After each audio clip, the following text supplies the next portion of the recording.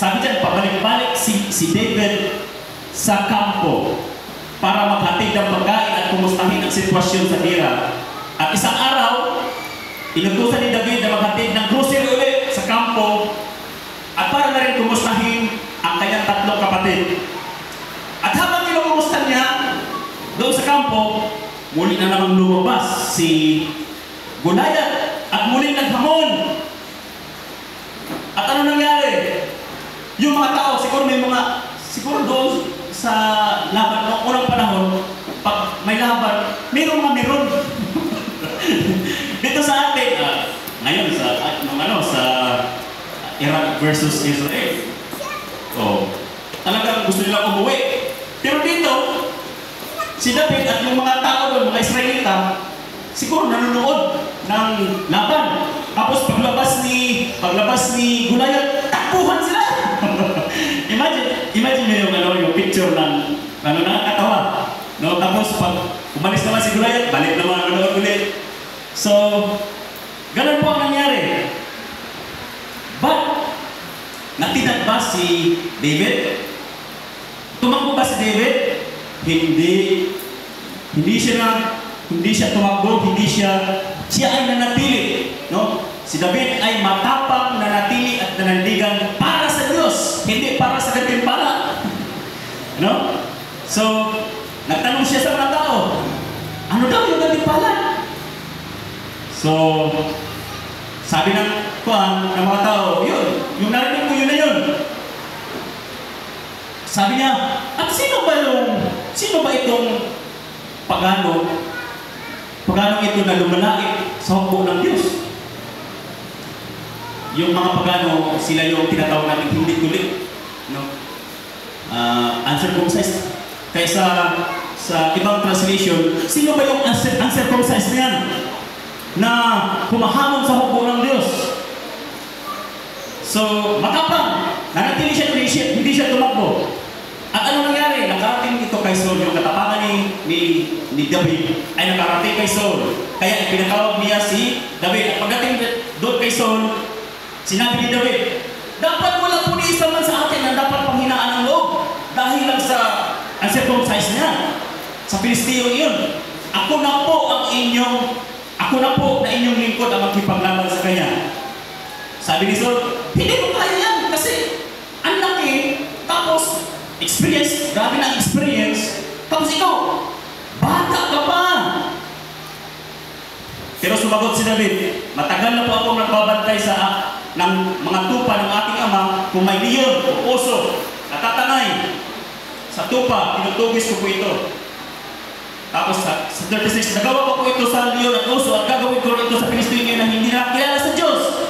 Dahil hinahamon po niya ang mga sundalo ng buhay na Diyos. Ang Panginoon na nagligtas sa akin sa mga leon at oso, ang siya rin magliligtas sa akin. Grabe ang tapang.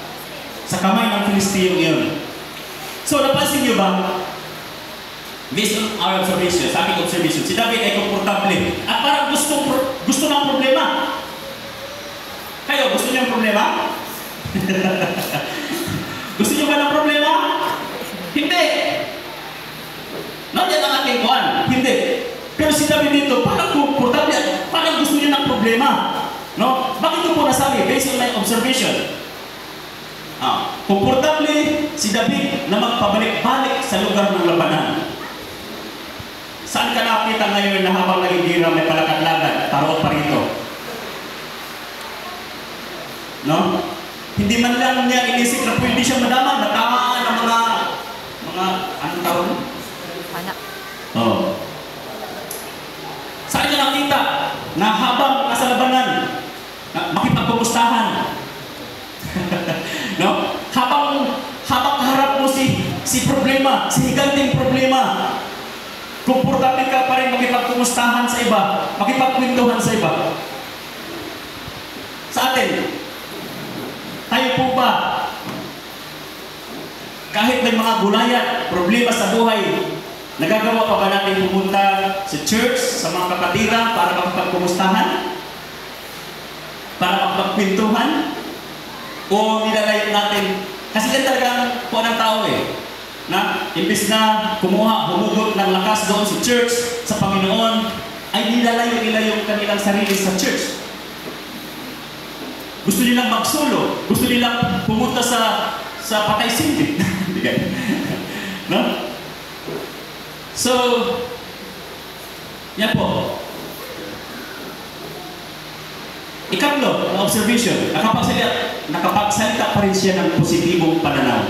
Sabi ni David, ay, wala po dapat isa sa ating na panghinaan ng loob. Ako na pong lalaman. Nakapagsalita pa rin siya kahit may Goliath. Ang laki, nakita niya kung gaano kalaki si Goliath. Meron pa rin siyang positibong pananaw.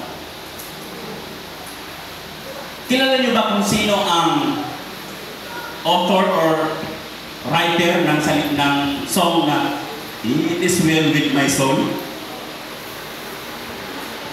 Alam niyo yung kwento niya? Isa siyang successful na Chicago lawyer, si Horatio Spafford, no? Na grabe ang pinagdaanan niya sa buhay. Na sunog yung nagkaroon ng